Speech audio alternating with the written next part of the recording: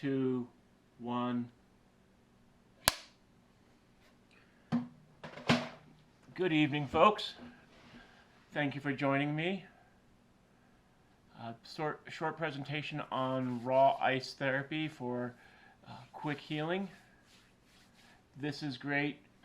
A little way you can assist your body in recovering faster so that you don't have the aches and pains lingering for tomorrow or even this evening.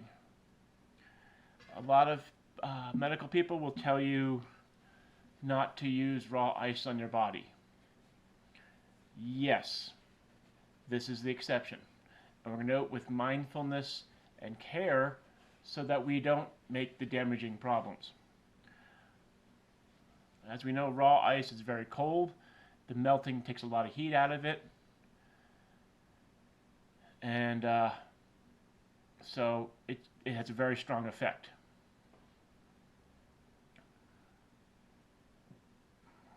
So we're just going to take a regular ice cube.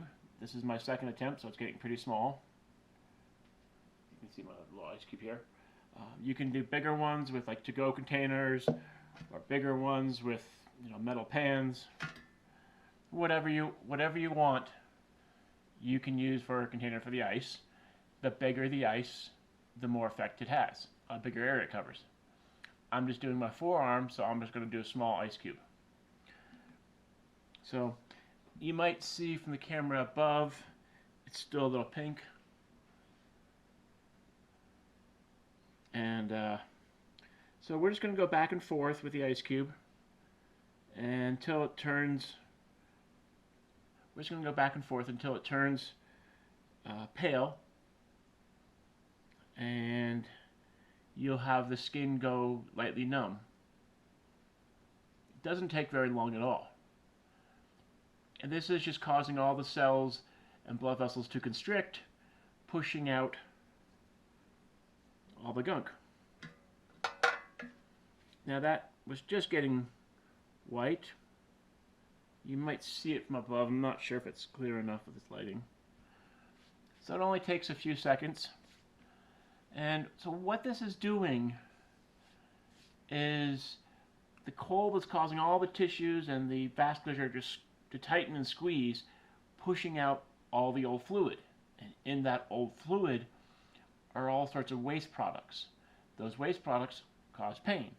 So if we can get those out, we get the garbage going through the system so the area doesn't have to deal with the pain chemistry as well. I can go into a more detailed physiological discussion later. So if I look at so we're going to do it again, and this is like taking a sponge and you're squeezing it, get a little of the old water out, fill it with fresh water, squeeze it again, and then fill with fresh water. You can see how you're just flushing stuff through. We're doing that with blood and the drainage, which is the lymph. So my skin's getting warm again. It's all red.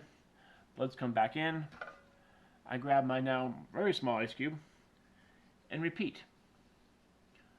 It doesn't take very long, and you'll probably go through a couple different stages of feeling. First is the cold, which is hitting now, and then it kind of turns to a kind of a burny feeling. It's a deeper, more of a broad feeling, if that makes sense. And then, especially if you're doing ice dunks with your foot or your wrist, you'll get an achy feeling as it goes deeper.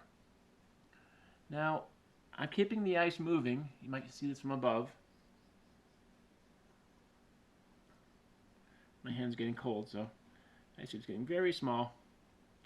Yeah, I gotta control it with the.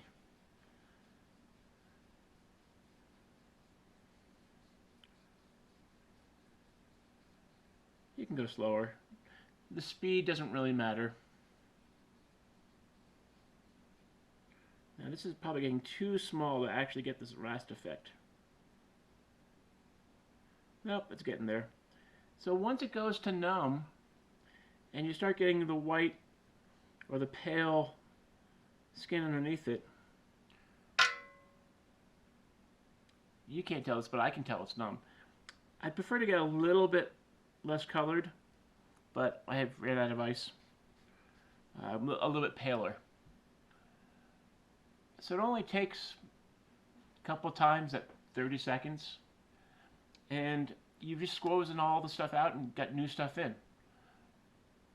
It's a really interesting way, a very effective way to move some damaged tissue through the system. Like I said, you have to be mindful, because as soon as it goes white, there's no blood left, so that defensive mechanism for the heat and the cold damage is no longer there. That's when you stop. But it only takes a few seconds, so you're not going to be here for 10 minutes. You're going to get bored. So there's kind of a safety built in. Anyhow, thank you for watching.